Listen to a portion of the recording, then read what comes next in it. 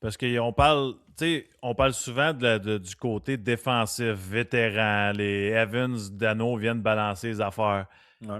Puis on parle aussi qu'on n'est pas assez pesant, puis qu'on a besoin d'être plus gros en série, puis que ça va être important. Puis quand tu regardes les blessés, je te donne un exemple de trio pesant pour moi. Mettons que tu mets Mhm. Evans, que tu mets Doc avec Liney et Anderson, ou que tu mets Doc avec Bolduc et Liney, ou Doc, Bolduc, Anderson. C'est un gros trio, c'est pesant, c'est des gars Ouais. fatigants à affronter.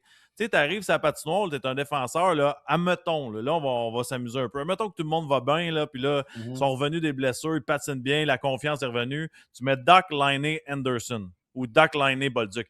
C'est un esti de gros trio Ouais. pesant, fatigant, ça, là, si ça fonctionne. Est-ce qu'il va falloir se sortir peut-être du trio conventionnel, le troisième trio qui est plate puis qui ferme le jeu, qui ne fait pas d'erreur, ou on y va avec du punch à l'attaque? On a deux gros trios qui est celui de Suzuki, celui de Kapanen, puis en plus, on ajoute le trio de Dax. Peut-être Dax, le troisième centre aussi. Là. Ben, peut-être, garde, je veux pas comparer, là, mais un peu la vision que les Panthers avaient l'an passé avec leur troisième trio en série. Leur troisième trio, c'est Lusterheinen, Lindell, puis Marchand.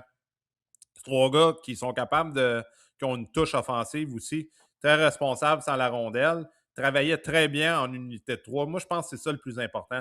C'est de trouver une chimie de trois gars. Tu sais, comme on dit, l'identité d'un quatrième trio qui travaillent bien ensemble, qui sont tous en même longueur d'onde. Mais je pense que ça va être aussi important d'avoir la même genre de mentalité sur le troisième trio. Ça prend des gars qui sont complémentaires, qui sont contents de jouer ensemble, qui sont efficaces ensemble.